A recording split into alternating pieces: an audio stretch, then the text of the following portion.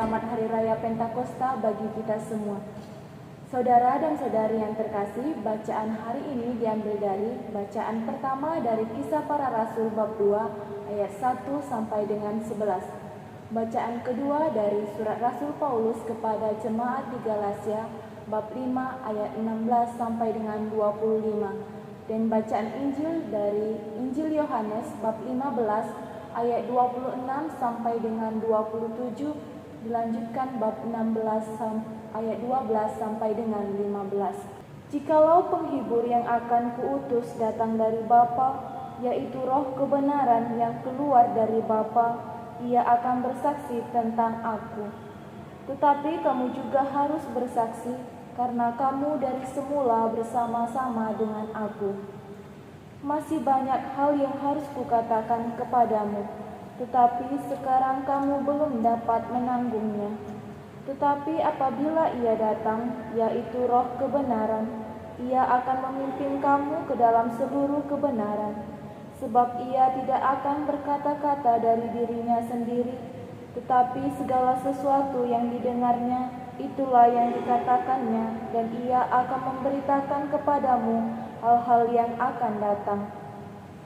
Ia akan memuliakan aku, sebab ia akan memberitakan kepadamu apa yang diterimanya daripadaku.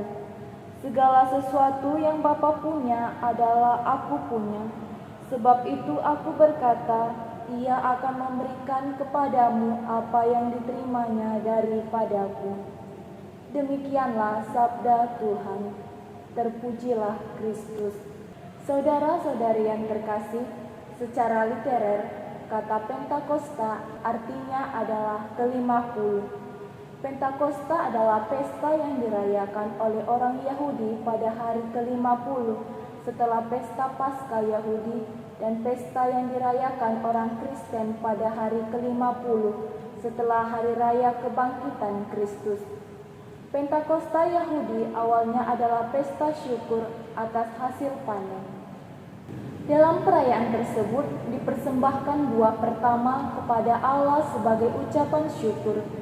Ke dalam pesta tersebut, kemudian orang Yahudi mengikut sertakan kenangan atas perjanjian Allah dengan Nuh yang terjadi pada hari ke-50 setelah peristiwa air bah.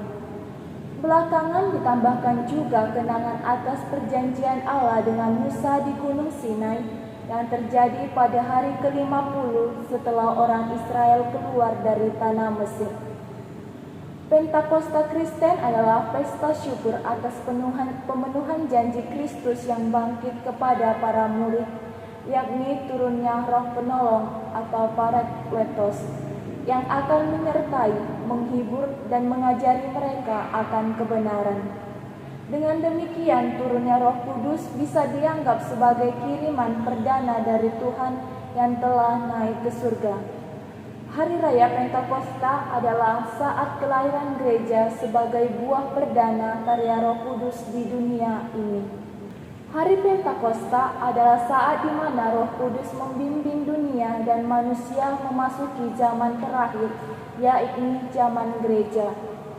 Tujuan dan misi Roh Kudus seperti dinyanyikan dalam Mazmur Tanggapan adalah mengubah dan membaharui seluruh muka bumi. Pembaharuan dan transformasi inilah juga tugas gereja yang sedang berziarah di dunia ini. Dalam peristiwa Pentakosta, kehadiran Roh Kudus mengakibatkan transformasi yang mencengangkan dalam diri para rasul dan orang banyak. Hal itu dikisahkan secara terperinci dalam Kisah Para Rasul. Pertama-tama digambarkan kehadiran Roh Kudus memenuhi para rasul dengan kalimat, "Turunlah dari langit suatu bunyi seperti angin keras, dan tampaklah kepada mereka lidah-lidah seperti nyala api yang hinggap pada mereka." Kemudian dikisahkan 3 transformasi yang terjadi sebagai akibat dan buah dari kehadiran Roh Kudus tersebut. Transformasi pertama, perubahan dalam diri para rasul. Kemampuan berkata-kata dalam bahasa-bahasa lain atau mujizat bahasa, hilangnya ketakutan sehingga berani turun atau keluar dari ruang atas untuk seperti yang dikatakan Yesus dalam Injil hari ini, bersaksi tentang Dia. Transformasi kedua, pertobatan orang banyak dan lahirnya gereja.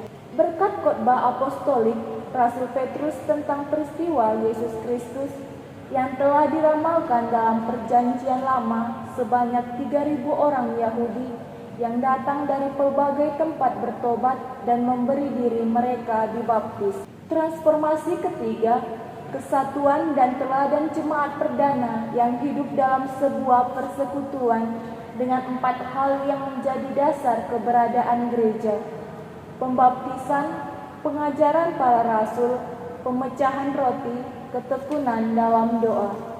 Inilah buah-buah dari Pentakosta awal. Kehadiran, bimbingan, dan daya transformasi Roh Kudus tidak berhenti pada peristiwa Pentakosta awal, tetapi berlangsung terus sampai akhir zaman. Hal itu telah dinyatakan Yesus pada waktu Dia memberi perintah kepada para rasul untuk mewartakan Injil ke seluruh dunia. Dengan kata lain, Pentakosta yang lain akan dan harus tetap berlanjut. Hari ini dalam surat kepada jemaat di Galatia, Rasul Paulus menggambarkan hidup manusia dalam kekacauan karena mengikuti keinginan daging, percabulan, kecemaran, hawa nafsu, penyembahan berhala, sihir, perseteruan, perselisihan, iri hati, amarah, kepentingan diri sendiri, percideraan, roh pemecahan, kedengkian, kemabukan, pesta pora, dan sebagainya. Hal ini bertentangan dengan cara hidup yang dipimpin oleh Roh, yang bertransformasi dan menghasilkan buah Roh: kasih, sukacita, damai sejahtera, kesabaran, kemurahan, kebaikan, kesetiaan, kelemah lembutan, penguasaan diri. Pada Konsili Vatikan kedua, gereja kita mengadakan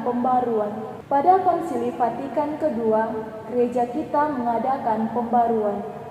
Paus Yohanes ke-23 yakin bahwa hal ini adalah hasil karya Roh Kudus. Oleh karena itu, dia meminta supaya umat berdoa untuk Pentakosta kedua, seperti yang pertama.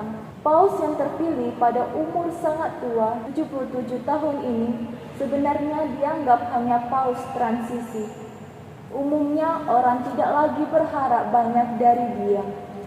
Tetapi Roh Allah menginspirasi dan mendorong dia untuk mengadakan konsili. Hal ini sungguh mengejutkan seluruh dunia.